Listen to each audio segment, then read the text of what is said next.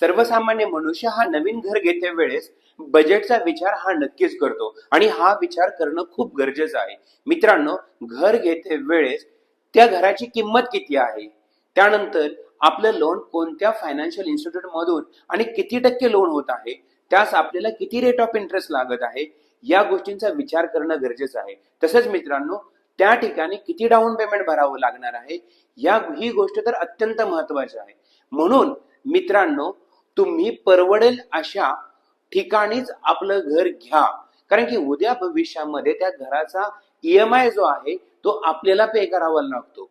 म्हणून भविष्यामध्ये आपण संकटात जाण्याच्या अगोदर या गोष्टींचा आपण 10 वेळा विचार करणं गरजेचं आहे.